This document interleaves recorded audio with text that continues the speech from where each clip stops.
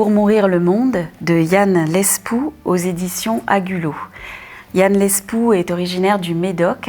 Il est professeur d'occitan à l'université de Montpellier. Il est également passionné de littérature puisqu'il chronique des romans noirs dans diverses revues et il tient également un blog littéraire. Les éditions Agulot ont été créées en 2016 et elles sont localisées à côté de Bordeaux.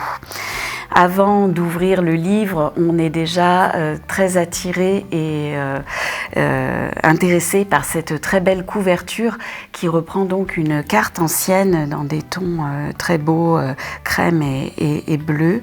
Et donc on a déjà envie de découvrir l'ouvrage puisque c'est un bel objet.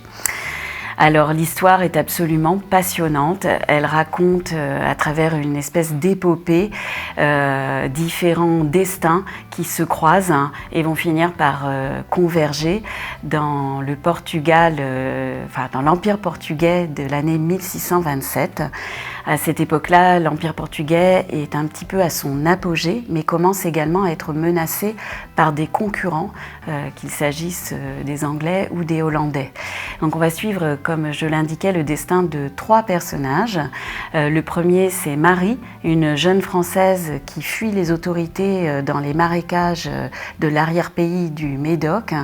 On suit également Diogo, qui lui est pris suite à la mort de ses parents dans la guérilla qui oppose les Portugais aux Hollandais à Bahia, à Salvador de Bahia.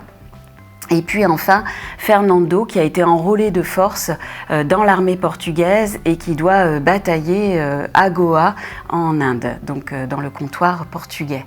Donc ces 3 destins mouvementés vont être pris dans les tempêtes de l'histoire, un petit peu comme les bateaux qu'on retrouve à différents moments, dans les tempêtes ou dans des batailles navales pleines de souffle.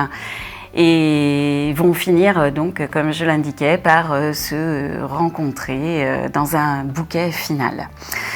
Ce que j'ai beaucoup aimé dans ce livre, c'est bien sûr son écriture, pleine de souffle.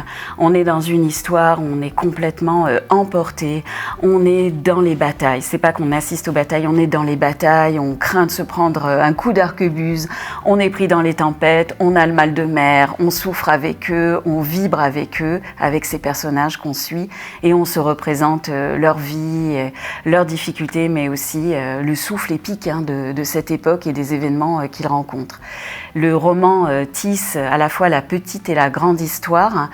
Et il y a toute une métaphore de la nature aussi qui est tour à tour protectrice quand elle permet de se cacher, par exemple, dans les brumes des marécages, mais également très menaçante, évidemment, quand elle renverse par la mer et la tempête ces fragiles bateaux qui sont emportés au fond de l'eau.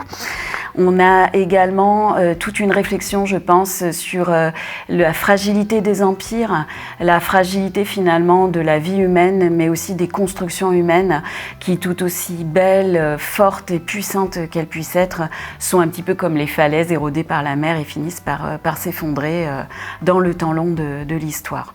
Donc c'est vraiment un livre qui a un gros coup de cœur pour moi et dont je recommande chaleureusement la lecture.